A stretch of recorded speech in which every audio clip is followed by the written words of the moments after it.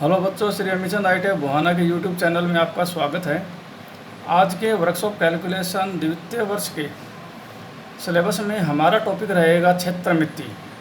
एक महत्वपूर्ण टॉपिक है और परीक्षा के अंदर इस चैप्टर से काफ़ी प्रश्न भी आते हैं। तो देखिए, हम पढ़ते हैं क्षेत्रमिति। तो क्षेत्रमिति के अंदर हमारा टॉपिक है, सबसे पहले हम लेते हैं वृत्त। वृत्त यानी कि सर्किल।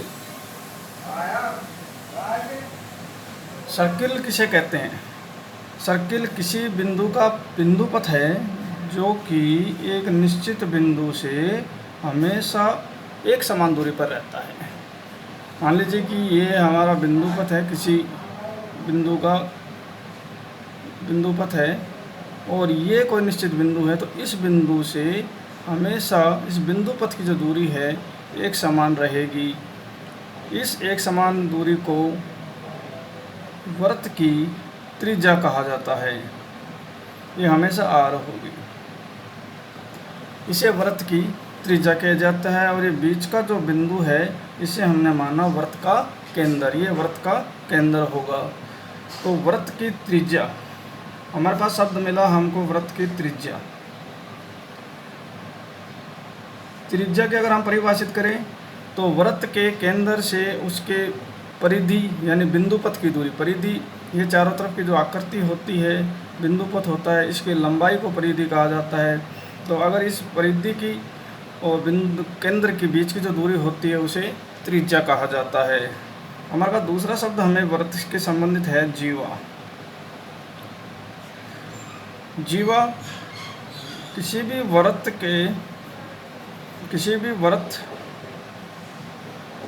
की परिधि को दो बिंदु से काटने वाली रेखा को जीवा कहा जाता है।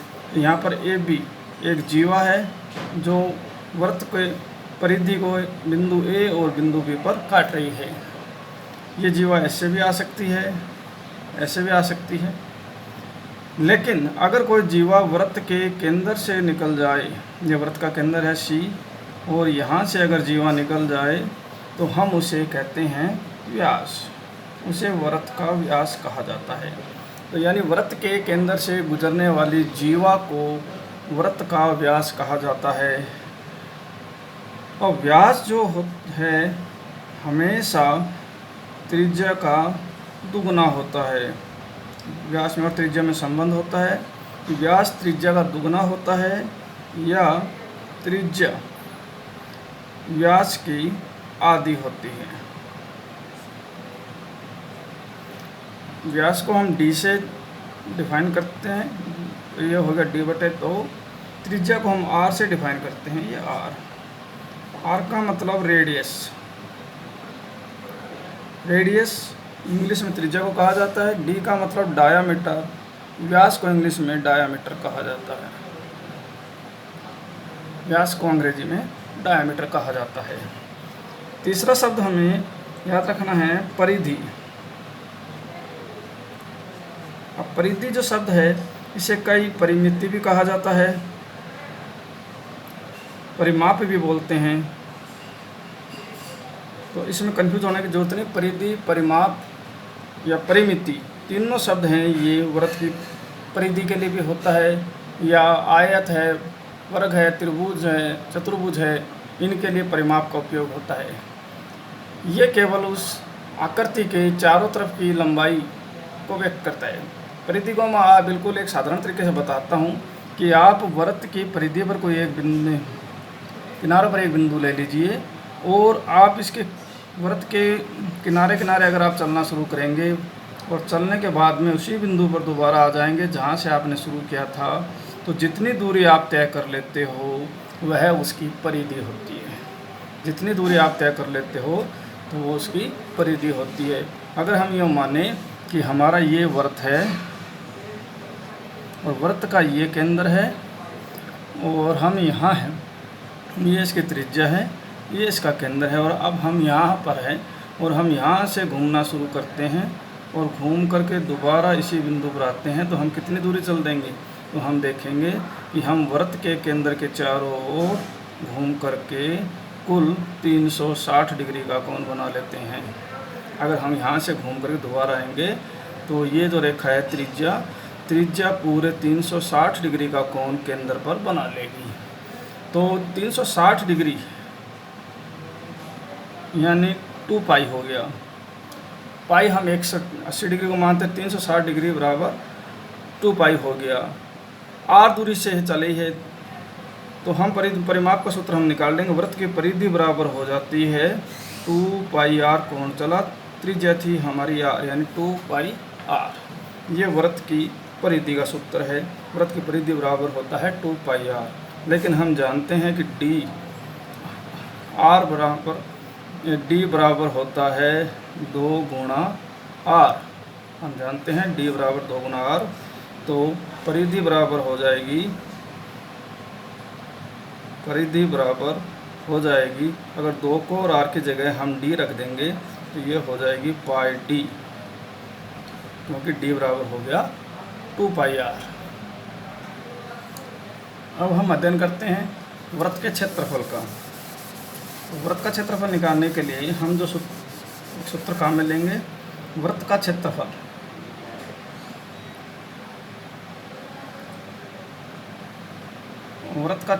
का सूत्र है पाई आर स्क्वायर। ये वृत्त का क्षेत्रफल का सूत्र है।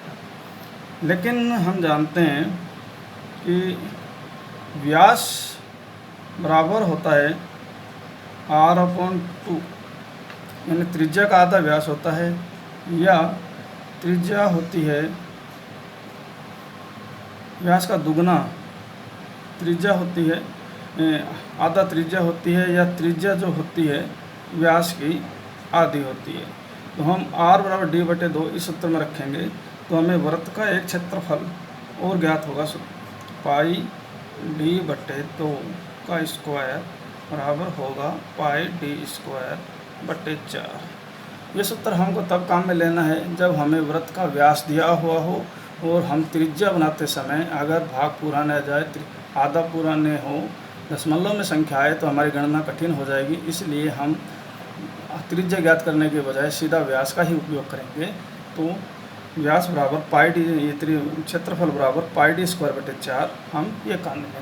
तो हमें 2 सूत्र पता चले। एक तो वृत्त का क्षेत्रफल a बराबर पाई d²/4 या पाई r² होता है। परिधि वृत्त की होती है 2 पाई आर, और व्यास d बराबर त्रिज्या का दुगुना होता है, और त्रिज्या r व्यास की आधी होती है। तो ये वृत्त से संबंधित सूत्र है।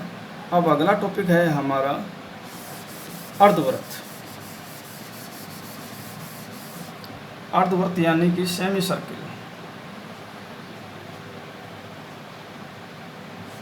अर्धवृत्त यानी सेमी सर्किल। सेमी सर्किल ये हमारा सेमी सर्किल है। इसमें बीच का केंद्र बिंदु हमने माना O है। केंद्र बिंदु है हमारा O। तो इसके अंदर हम देखते हैं कि वृत्त का त्रिज्या r है, तो अर्धवृत्त का क्षेत्रफल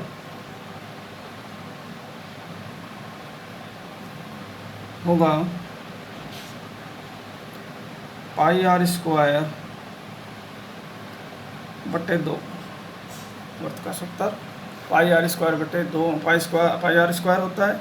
अर्धवृत्त को हमने आधा कर दिया तो क्षेत्रफल बराबर हो गया पाई r²/2। तो अगर हमने ये माना कि वृत्त की त्रिज्या r है तो O से त्रिज्या r इस तरफ और r दोनों तरफ त्रिज्या है। अगर हम परिमिति निकालें, अर्धवृत्त की परिमिति निकालें, अर्धवृत्त की अगर परिमिति निकालें तो हम देखते हैं कि अगर हम इस बिंदु से शुरू करते हैं तो हम यहाँ से घूम करके अगर इस बिंदु पर आते हैं, बिंदु A से हमने शुरू किया, बिंदु B पर हम पहुँचे और फिर बिंदु B से हम A की तरफ चलते हैं, तो पहले त्रिज्या एक बार त्रिज्या के बराबर चले, फिर दूसरी बार 2 बार त्रिज्या के बराबर चले, तब हम बिंदु ए पर पहुंचेंगे। अगर हम पूरा वृत्त के चारों ओर घूमते तो हमारी परिमिति होती 2πr, पूरी परिमिति होती 2πr, लेकिन हम आधा ही घूमे हैं। ए सी बी हम आधा घूमे हैं। उसके बाद में बी से ओ की ओर गए हैं तो त्रिज्या के बराबर चले हैं, फिर ओ से ए की ओर गए, फिर त्रिज्या के बराबर चले हैं, यानी हम 2 बार त्रिज्या के बराबर चले हैं और 1 बार आधी परिमिति के बराबर चले हैं, वृत्त की आधी परिमिति के बराबर चले हैं। तो वृत्त की परिधि पूरी होती है 2πr, लेकिन हम आधा ही चले हैं, तो बटे 2 प्लस हम 2 बार त्रिज्या के बराबर चले हैं तो 2 गुणा त्रिज्या, तो उसे 2 कम हुआ, यह आया πr प्लस 2r। तो ये वृत्त की परिमिति का सूत्र है। अब हम पढ़ते हैं वृत्त का चतुर्थांश। वृत्त का चतुर्थांश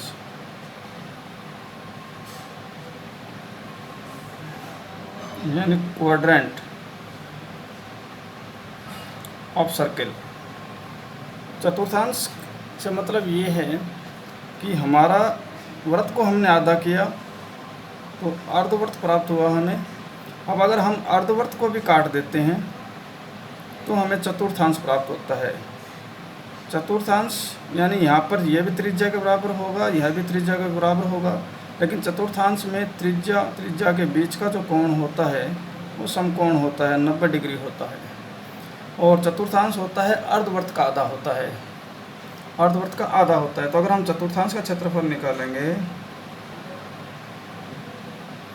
तो चतुर्थांश का क्षेत्रफल अर्धवृत्त के क्षेत्रफल का भी आधा होगा। तो अर्धवृत्त का क्षेत्रफल हमारे पास था πr²/2, इसका भी हमने आधा कर दिया, तो हमें प्राप्त हुआ πr²/4।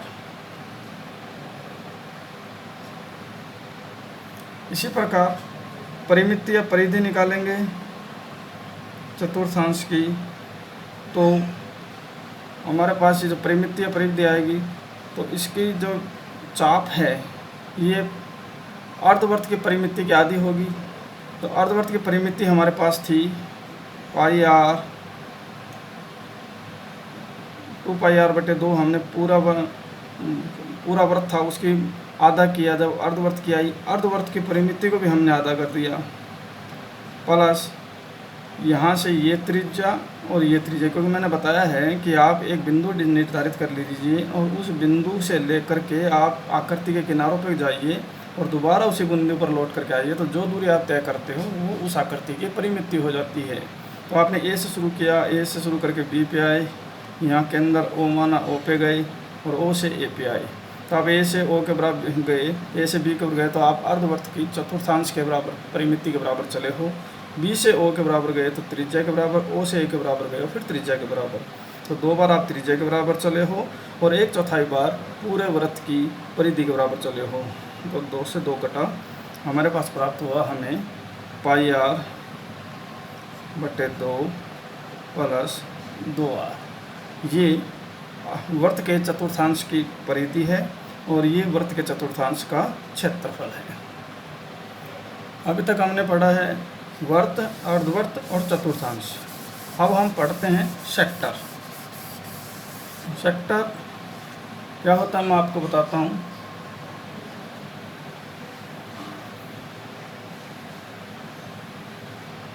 सेक्टर को त्रिज्या खंड भी कहा जाता है। इंग्लिश में त्रिज्या खंड को सेक्टर कहते हैं। त्रिज्या खंड को इंग्लिश में सेक्टर कहा जाता है। अगर हमारे पास कोई वृत्ताकार आकृति है, इसका केंद्र C है, अगर हम इस वृत्ताकार आकृति को 2 स्थान पर उसके केंद्र तक काटते हैं, 2 स्थान पर उसके केंद्र तक काटते हैं, तो जब केंद्र तक उसके परिधि से लेकर केंद्र तक हम काटेंगे तो ये त्रिज्या भी R और ये त्रिज्या भी R, तो ये हिस्सा जो बनता है ये हिस्सा त्रिज्या खंड कहलाता है। अगर हम इस हिस्से को काट करके अलग करते हैं तो ये जो हिस्सा है ये त्रिज्य खंड कहलाता है। ये जब इस साइज से अलग होगा तो वृत्त से अलग हो जाएगा तो ये त्रिज्य खंड बनेगा। लेकिन ये जो त्रिज्य खंड बनेगा तो एक त्रिज्य खंड और बनेगा, वो ये होगा। दोनों त्रिज्य खंड का है, इसे लघु छोटा त्रिज्य खंड बोलते हैं, इसे बड़ा त्रिज्य खंड बोलते हैं। तो त्रिज्य खंड का सूत्र हमें निकालना है क्षेत्रफल का। तो इसका क्षेत्रफल का सूत्र के लिए हम देखेंगे कि त्रिज्य खंड मान लेते हैं हमारा ये त्रिज्य खंड है, और जब हमने इसको काटा तो पहले कट ये, दूसरा कट ये, दोनों के कारण वृत्त के केंद्र पर थीटा कोण अंकित हो गया। ए सी बी ये जो वृत्ताकार क्षेत्र है इसे चाप कहा जाता है, और ये वृत्त का केंद्र है, ये वृत्त का केंद्र है। अगर हम मानते हैं कि क्षेत्रफल निकालते हैं, अगर ये क्षेत्रफल पूरे वृत्त का होता तो हमारा सूत्र था पाई आर स्क्वायर बटे पाई आर स्क्वायर। लेकिन वो सूत्र तब होता जब हम इसके केंद्र के ऊपर, वृत्त अपने केंद्र पर 360 डिग्री का कोण बना लेता। केंद्र के ऊपर अगर 360 डिग्री का कोण बनता तो हमारा सूत्र होता पाई आर स्क्वायर। क्योंकि हम देखते हैं कि वृत्त का क्षेत्रफल का सूत्र होता है पाई आर स्क्वायर गुणा थीटा बटे 360। अगर हम ये सूत्र मानते हैं पाई आर स्क्वायर गुणा थीटा बटे 360, तो पूरे वृत्त के लिए हम देखते हैं कि वृत्त के केंद्र पर कोण बना है 360 डिग्री का। अगर हम सूत्र के अंदर लगाते हैं तो पाई आर स्क्वायर गुणा थीटा भी 360 बटे कुल कोण भी 360, क्योंकि वृत्त के केंद्र पर कुल कोण 360 का होता है, और जब वृत्त बनता है तो पूरा कोण काम आता है। 360 से 360 कटा तो यानी वृत्त का सूत्र हुआ पाई आर स्क्वायर। लेकिन त्रिज्य खंड के अंदर हमने पूरा कोण काम में नहीं लिया है, हमने थीटा ही कोण काम में लिया है, जबकि पूरा कोण वृत्त के केंद्र पर 360 डिग्री का बनता है, इसलिए 360 का थीटा हिस्सा हमने काम में लिया है। तो वृत्त के त्रिज्य खंड का क्षेत्रफल हो गया पाई आर स्क्वायर डॉट थीटा बटे 360। इसी प्रकार अगर हम त्रिज्य खंड का परिमाप निकालेंगे तो त्रिज्य खंड का परिमाप भी उसी प्रकार निकलेगा, क्योंकि पूरे वृत्त का परिमाप होता है 2 पाई आर। लेकिन हमने पूरा 360 डिग्री काम में नहीं लिया, केवल थीटा काम में लिया, तो थीटा बटे 360 2 पाई आर डॉट थीटा बटे 360 ये वृत्त के परिमाप का सूत्र होता है।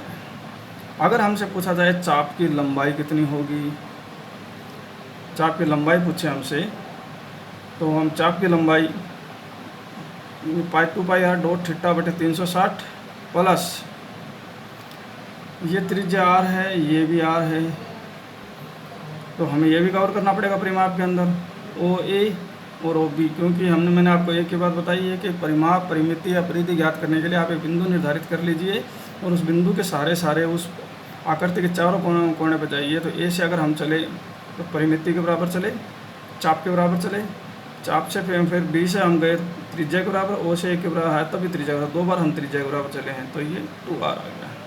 इसी प्रकार अगर हमें चाप की लंबाई ज्ञात करनी है, चाप है ए सी बी, तो चाप की लंबाई जो हमारी हो जाएगी वो वृत्त की पूरी त्रिज्या 2 पाई आर, लेकिन उसमें से हमने काम में लिया थीटा, तो थीटा बटे 360, थीटा बटे 360 ये चाप की लंबाई होगी, और पूरा परिमाप होगा 2 pi r dot theta upon 360 plus 2r, ये त्रिज्य खंड का सूत्र है।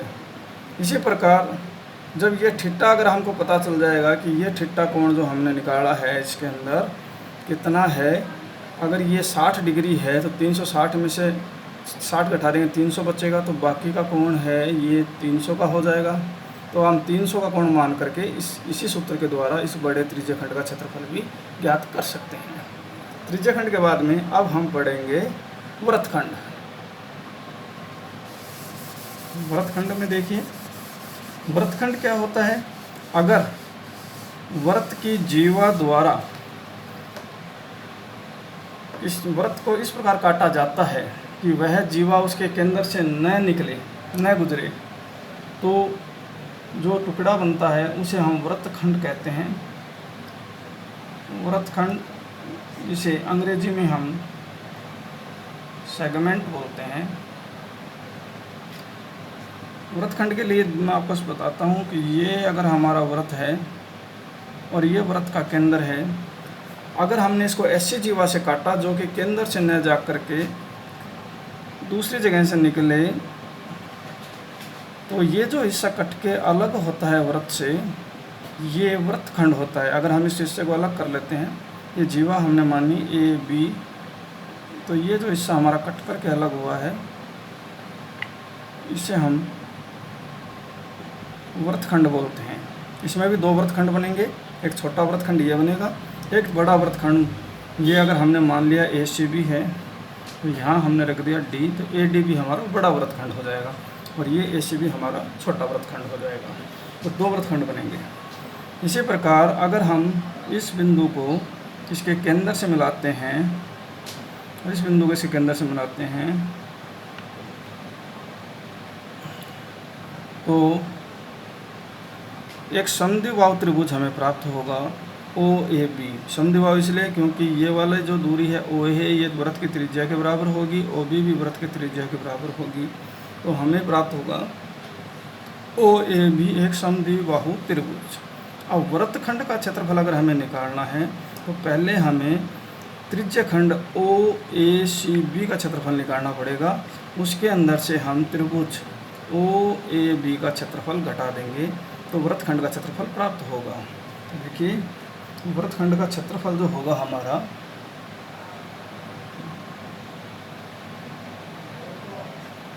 बराबर होगा त्रिज्यखंड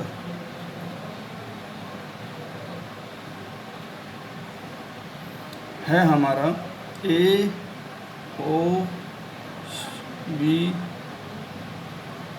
सी, ए ओ बी सी ए माइनस त्रिभुज है ए का क्षेत्रफल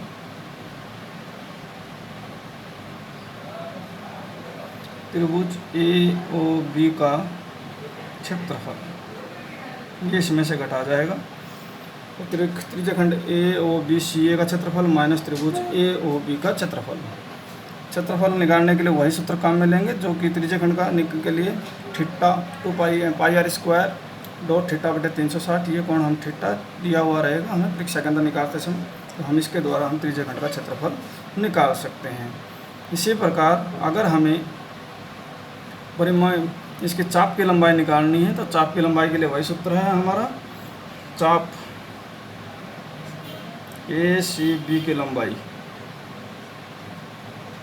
अगर हम निकालेंगे तो वही सूत्र है 2 पाई आर इंटू थीटा बटे 360, थीटा बटे 360। तो बच्चों, ये थे हमारे वृत्त और वृत्तखंड से संबंधित कुछ पद जो कि द्वितीय वर्ष के चैप्टर के अंदर दिया गया क्षेत्र मित्र के अंदर। मैं एक बार फिर से आपका रिवीजन कर देता हूँ जिससे कि आपको आसानी रहे कि हमारा पहला सूत्र था, सूत्र नंबर 1, कि वृत्त का क्षेत्रफल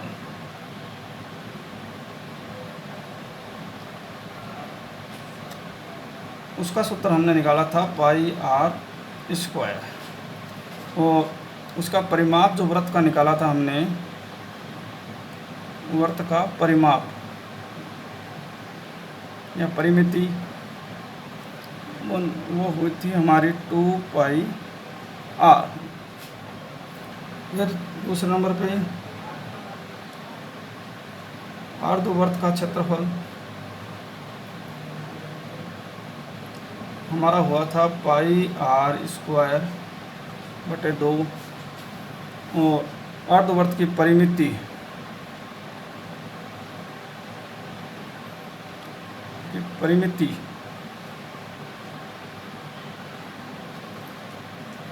उसका सूत्र हमारा निकला था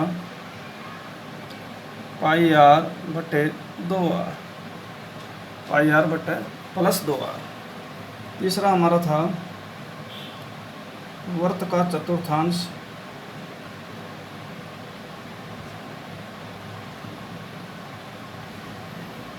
वर्त का चतुर्थांश का सूत्र हमारा था पाई आर स्क्वायर बटे 4 वो वर्त के चतुर्थांश का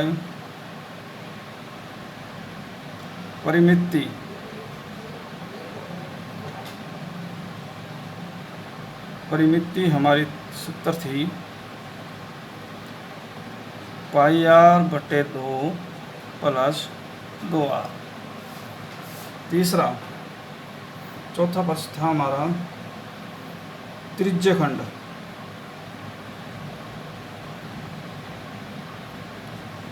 खंड का क्षेत्रफल का सूत्र था पाई आर स्क्वायर डॉट थीटा बटे 360।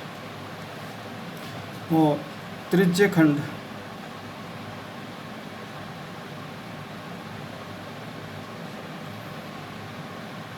की परिमिति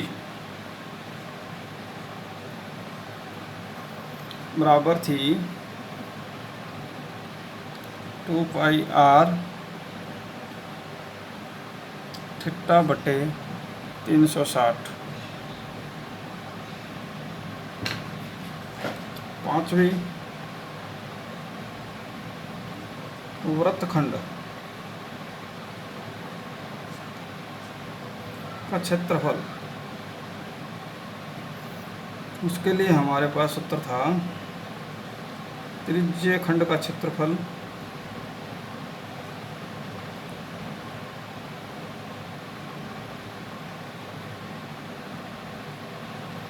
माइनस वृत्तखंड का माइनस समद्विबाहु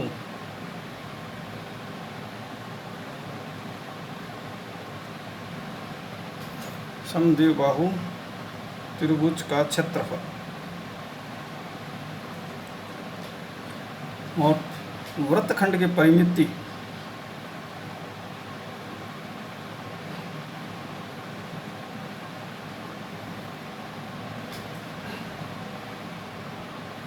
वृत्तखंड का चाप बराबर था हमारा 2 पाई आर डॉट थीटा बटे 360। चाहे वृत्तखंड का चाप निकालो चाहे त्रिज्य खंड का चाप निकालो, सूत्र यही होता है 2 पाई आर डॉट थीटा बटे 360। तो बच्चों हमने पढ़ा है आज वृत्त और वृत्त से संबंधित कुछ महत्वपूर्ण टॉपिक। इन टॉपिकों से संबंधित प्रश्न हम अगले वीडियो के अंदर हल करेंगे। तब तक के लिए आप इन सूत्रों को बड़े ध्यान से पढ़िए, और अगर आपको मेरा वीडियो अच्छा लगा हो, पसंद आया हो, तो आप इसको लाइक कीजिए, शेयर कीजिए, सब्सक्राइब कीजिए। धन्यवाद।